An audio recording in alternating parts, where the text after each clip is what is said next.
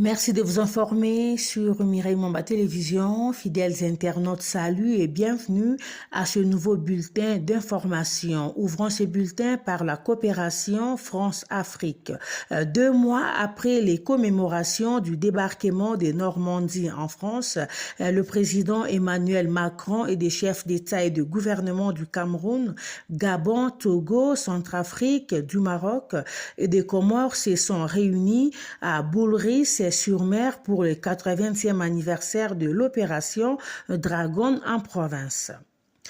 Le secrétaire d'État américain s'est rendu en Égypte avant d'aller au Qatar pour poursuivre les négociations en vue de finaliser un cessez-le-feu et un accord de libération d'otages entre Israël et le Hamas. Pendant ce temps, au moins 10 personnes ont été tuées tôt ce matin lors d'une frappe aérienne israélienne sur une école abritant de Palestiniens déplacés. Selon la défense civile locale, le Hamas accuse les États-Unis de donner un feu vert à Israël pour poursuivre la guerre.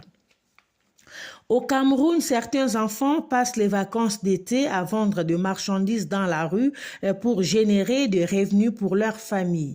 Mais le gouvernement met en garde les parents contre le travail des enfants et l'exposition des mineurs à des dangers. La République démocratique du Congo s'apprête à inaugurer le plus grand centre culturel d'Afrique.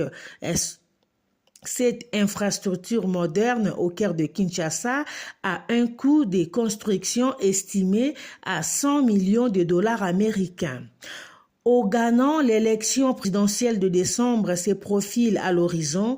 En préparation de ces scrutins, le vice-président ghanéen Mahamadou Bawumia est candidat du parti au pouvoir. Le nouveau parti patriotique a lancé sa campagne la semaine dernière à Tsokodi, dans le nord du pays.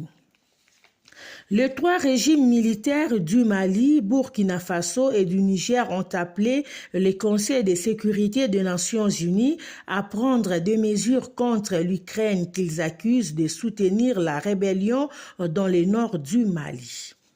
Au Maroc, le roi a décidé de gracier plus de 4800 agriculteurs faisant l'objet de poursuites ou condamnés dans des affaires de culture illégale du cannabis. En Corée du Sud, l'eau de pluie est stockée puis nettoie le riz grâce à un système hydraulique. Au Kenya, accusé du meurtre des dizaines de femmes, un tueur en série présumé s'est évadé avec 12 autres personnes d'un commissariat de la capitale kenyenne à Nairobi. Au Burkina Faso, la première marque de pneus 100% Made in Africa vient d'être créée par un jeune entrepreneur burkinabé. Son objectif est de fournir des pneumatiques de qualité conçus pour résister aux routes africaines. Dans de nombreux pays de la région, consommons Made in Burkina Faso, consommons Made in Africa. Mesdames et messieurs, c'est par ici que nous clôturons notre bulletin d'aujourd'hui. Merci de nous avoir suivis.